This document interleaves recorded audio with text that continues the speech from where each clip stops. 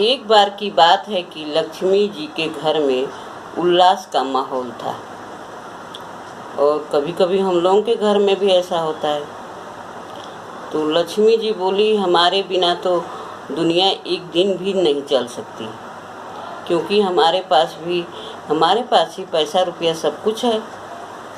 तो विष्णु जी बोले, अच्छा, दुनिया आपके बिना नहीं चल सकती, लेकिन दुनिया में तो कोई अमीर है, कोई गरीब है, आप सबको एक समान क्यों नहीं पैसा देते?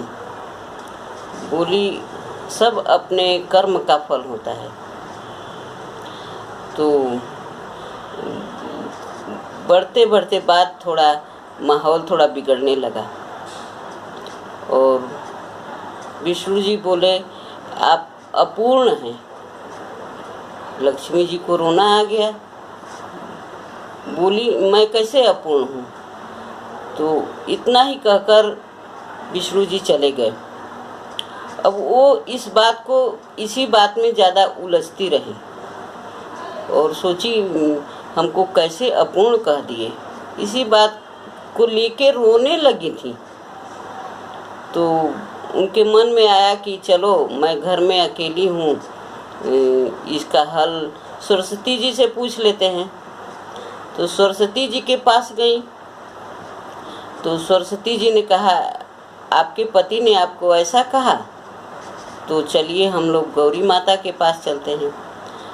तो गौरी माता के पास सरस्वती जी और लक्ष्मी जी दोनों गए। तो गौरी माता उसमें अपने बच्चे को स्नान करा रही थी। तो बोली, आप लोग का कैसे आना हुआ? तो सरस्वती माता बोली कि माता देखिए, इनके पति ने इनको अपूर्ण भी कहा और आज गुस्सा हैं। पूरे दिन घर में अशांति फैली हुई है। तो हम लोग इस समस्या का हल निकालने आए।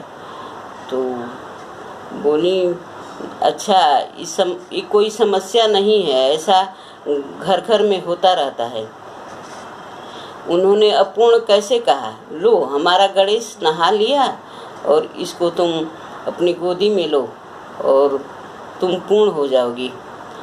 तो बोली, लक्ष्मी माता ने गोदी में लेते हुए उनकी बातें को ध्यान से सुन ली। और गौरी माता बोली, देखो, नारी जब तक अपूर्ण रहती है, जब तक उसके गोद में बच्चा नहीं रहता, इसलिए अब तुम पूर्ण हो गई हो और उन्होंने कुछ गलत नहीं कहा।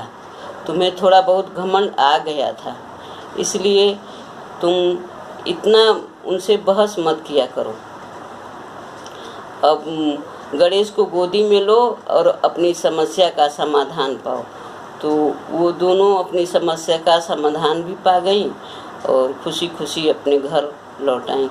और यही है कि सोच समझकर बात को बढ़ाई ना जाए और झगड़े को समाप्त कर दिया जाए, तो तरह तरह की भ्रांतियाँ उत्पन्न नहीं होगी। अगर वीडियो मेरी अच्छी लगे तो लाइक कीजिएगा, शेयर कीजिएगा और देखते रहिएगा। और मेरे चैनल पर आप नए हैं तो